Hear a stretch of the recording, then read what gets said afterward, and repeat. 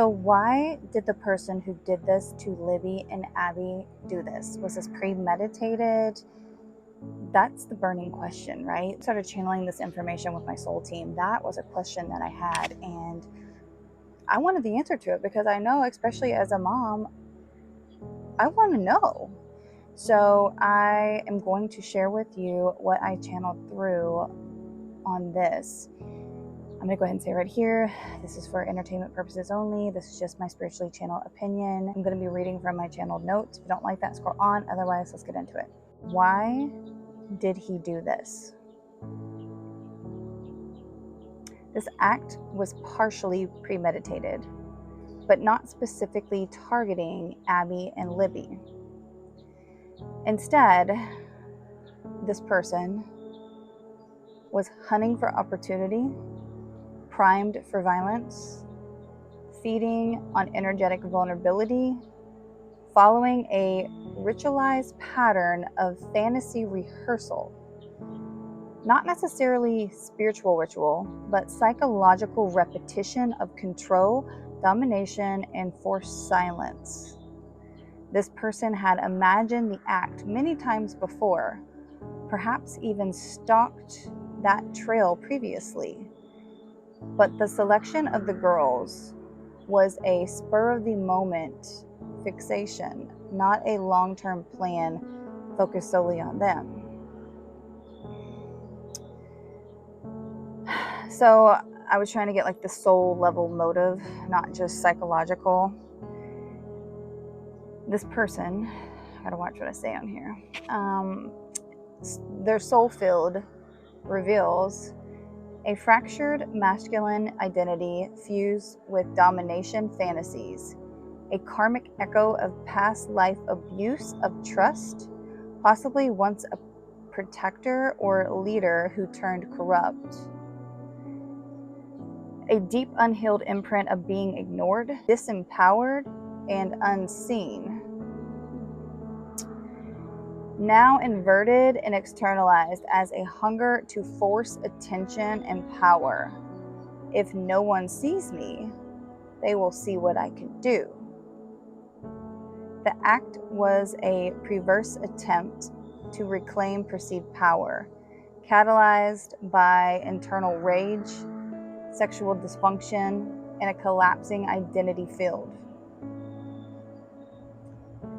So why unalive them after the approach? Initially, the energy shows an attempt to control or dominate, but not immediately to unalive. But once resistance or confusion arose, the soul fracture widened and the person snapped into irreversible override. There is a chilling sense of, now that it's gone this far, I have to erase it.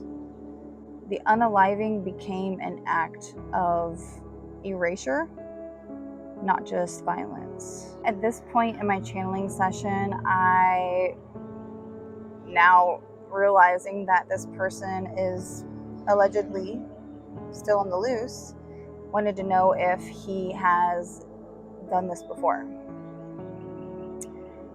or harmed others before. So it says yes, energetically and possibly physically. Before Delphi, there is at least one energetic signature of past sexual predation, most likely non-lethal but deeply violating. The prior victim was a young teen, possibly 13 to 15. This act was suppressed, possibly under familial or local pressure, and never formally reported or linked. So let's see, this was how many years ago? The prior victim was a young teen, possibly 13 or 15 at the time this happened.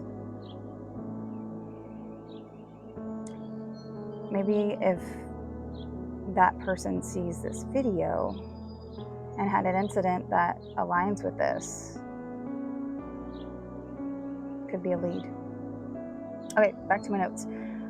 Since Delphi, has this person committed another unaliving? The energetic field is showing digital predation, voyeurism and dark fantasy immersion, online roleplay, or content linked to underage control scenarios.